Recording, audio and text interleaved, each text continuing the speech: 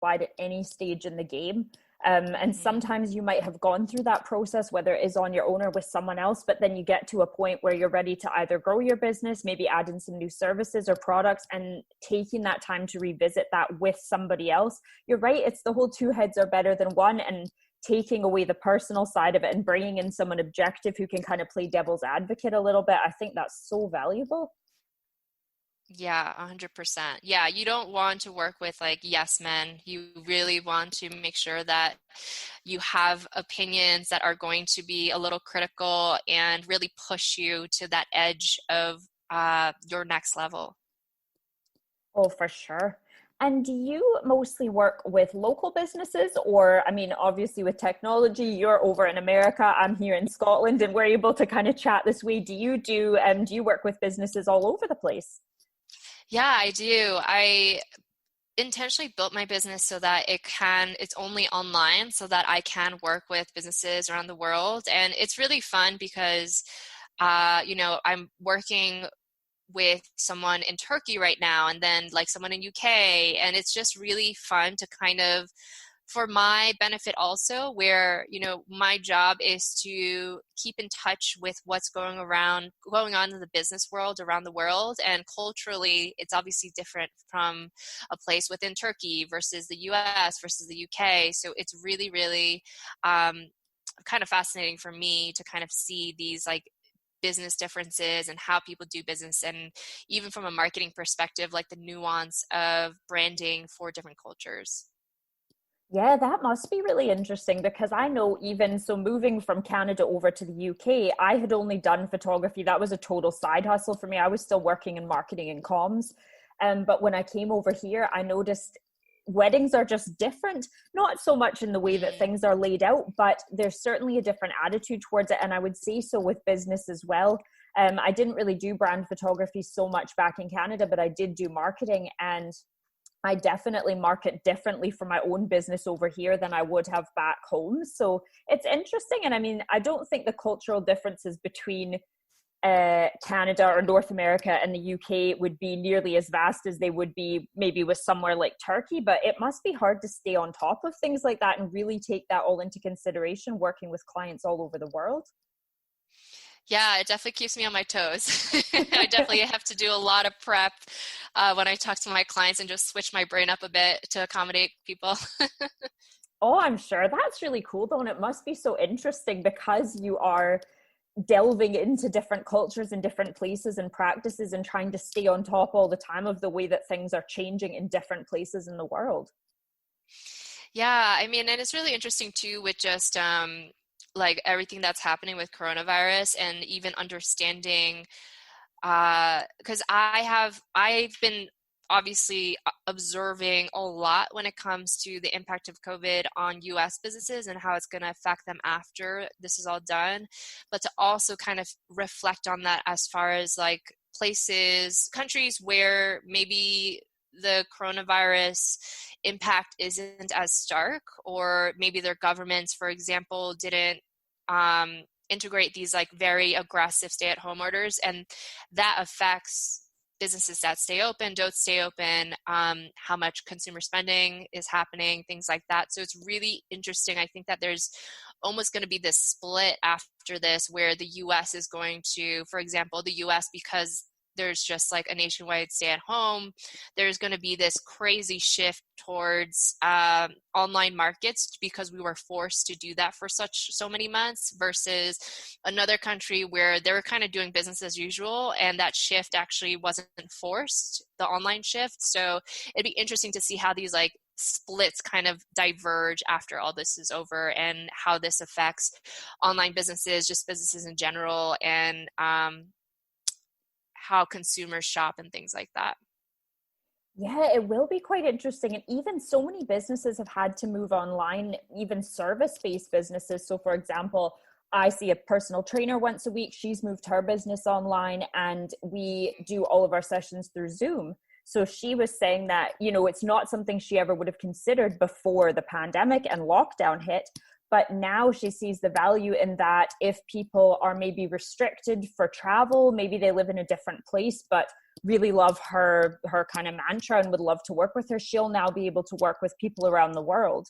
And it's not something she would have considered if the lockdown never happened. So yeah, I think it'll be really interesting to see how that changes and who kind of sticks with their adapted business and who goes back to the way it was. Yeah, definitely. And the interesting part of that is, the business shifts are definitely happening where more businesses are considering moving online. But I also think like there's a consumer shift too, where consumers are all of a sudden like, oh, it's actually not that weird to get personal training online. What does this mean for me as far as like my shopping habits? Or, oh, I never thought about um, getting ballet lessons for my kid online. How does that change my purchasing habits? And I think like there's less friction because of this, where more consumers are more interested and open to buying online. So yeah, I mean, even the whole thing with there's a lot of big tech companies in the US like Facebook that are planning on leaving some of their offices in Silicon Valley. So even like, how is that going to shift real estate market? Like there's like this crazy trickle down effect that's happening that's super interesting to watch, where all these like consumer purchasing habits are changing very, very rapidly. And it'll be interesting to see how different the world looks like, not only online, but physically too. Like like the concept of the Silicon Valley basically being over as a result of this is kind of crazy to me. So it'll be interesting to see what happens. Yeah, that's true. And there are so many people working from home just now that don't normally, and businesses that are thinking about cutting back on their premises and maybe only having portions of their staff, whether it's departments or teams or whatever, going in on certain days. And how many people will start working from home more regularly. I read something today too that was saying the Scottish government was looking at a 4-day work week. So now whether or not that would ever come into fruition, I don't know, but it's interesting that people are starting to talk about these things. Places like in Scandinavia where having a 30 or a 32-hour work week is the norm. I wonder if other places in the world will start adapting to that kind of a model to try and account for childcare issues and all the other things that have come up with working from home. Yeah, I mean, that would be amazing if like the 30-hour work week or something similar would even be implemented somewhere like the US. I feel like it would solve so many problems. The overworking culture is so aggressive here. So yeah, I'm definitely rooting for that. I think that when you have more space to think and you don't have such an aggressive work week, it actually allows room for more creativity and innovation. So I think it would actually benefit the world in many, many ways. Yeah, I think you're right. And there's so much research that has shown that. If you look at, the countries like, I always go back to Denmark because they seem to just really have it figured out. But there's research to show that when people work shorter work weeks, they're actually more productive, they're happier. It's just the rest of the world and the Western world has such a different attitude about work that I think it's hard to kind of erase that, but maybe this will get people start thinking out the box a little bit more. Yeah, that'd be great. Yeah, I'm definitely hoping, cross my fingers for that. Well, I don't want to ask you all of your secrets, Sophia, but I know that you have such a great wealth of information to share. You've built 2 businesses from scratch, and now you specialize in helping other people do the same. So I thought if we could start by talking a little bit about building a startup brand that's attention worthy, because I think one of the biggest fears of a lot of people in starting a small business is there's already somebody out there doing it better or who has more of a reputation or more resources than I do. So what's the point? So do you have any kind of tips or input on that?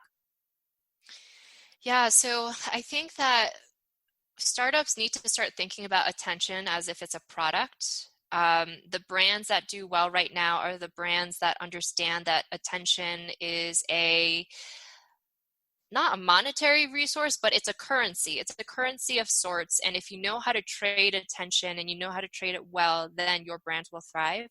So I think that some components of grabbing attention are things like, for example, I think a lot of startups, the first thing, their intuition is when they first create a brand is to copy their biggest competitor and create basically like a carbon copy of their strategy. And the issue with that is that you will blend in with your competitors, and that's kind of not the point of why you should create your brand. And why, like, if you are creating a new business, like, have some intention behind it and really create a business that has its own perspective and has a reason to exist. If you just look like everyone else, there's technically no reason for you to exist, right? So I think that a big thing is creating a brand that is opinionated, has a perspective. I think a lot of entrepreneurs are really scared to do that. They're scared to really express themselves and be honest about, these are our values, like, these are our unique opinions, because as human beings, we're scared to do that. We're scared to stand out. We're scared to not be a part of the herd, basically. So yeah, and then I think that another important component is creating a brand that provokes emotion. So I think that when people buy a product, they buy it because, regardless of how seemingly useless the product is, people always buy products because it feels like it helps them become the person they want to become. Maybe it helps them feel more stylish, feel more confident, feel more tech savvy. So there's always an emotion attached to a purchase. So brands that understand this and leverage that lesson, do a really great job of being attention worthy. So like Apple is a really great example of this. When they first released the iPhone, the fact that they sold a $500 smartphone is insane to me, because the amount of people that bought into that, like, to this day, I'm so surprised when I go around the world and I meet people from different income classes. I'm always so surprised by everyone's ability to buy a $500 phone.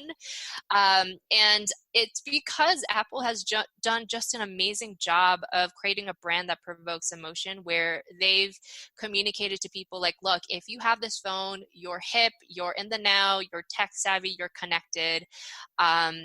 And guess what? Like, all of your friends have an iPhone and you're all a part of the iMessage network, and like, you're kind of in this like group together. So brands like that are able to really pull on those heartstrings and emotions and are able to assign value to human beings is like the incredible way to provoke kind of creating an attention worthy brand. So yeah, and I think like things like that, and if you're a brand that can integrate itself into people's memories, that's like another like bombshell.